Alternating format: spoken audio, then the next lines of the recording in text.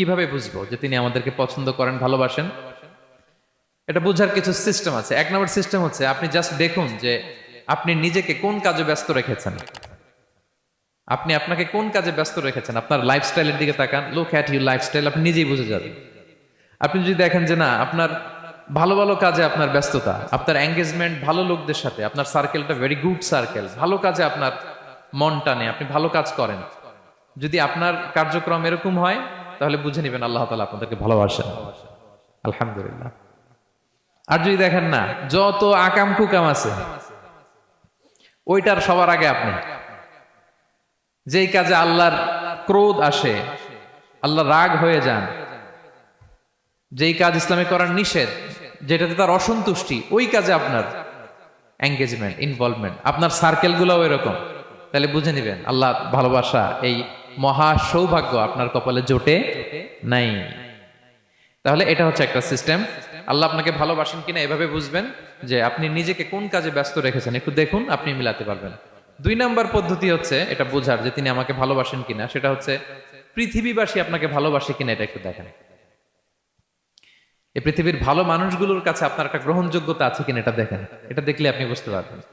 সহিহ মুসলিমের একটা ছোট্ট হাদিস শেয়ার করি। রাসূল সাল্লাল্লাহু আলাইহি ওয়াসাল্লাম বলেছেন যে ইন্নাল্লাহা ইযা আহাব্বা আবদান দাআ জিবরিল ফাকালা ইন্নী উহিব্বু ফুলানান ফাআহিব্বা।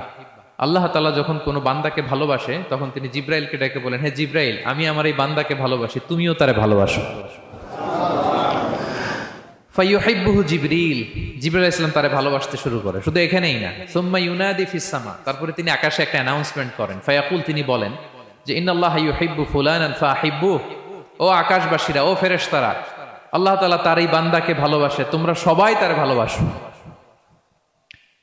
তখন ফায়ুহিব্বুহু আহলুস সামা, গোটা আকাশবাসী তারে ভালোবাসতে শুরু করে, মানে ফেরেশতারা। তো আল্লাহ তাআলা এবং সকল ফেরেশতারা যখন তাকে ভালোবাসতে শুরু করে, রাসূল সাল্লাল্লাহু আলাইহি ওয়াসাল্লাম বললেন সুম্মা ইউদাউ লাহুল কবুলু ফিল আরদ, তখন পৃথিবীতে তার গ্রহণযোগ্যতা বাড়িয়ে দেওয়া হয়, তার অ্যাকসেপ্টেন্স বাড়িয়ে দেওয়া হয়, সবার কাছে তার একটা গ্রহণযোগ্যতা আছে, সবাই তাকে ভালোবাসে।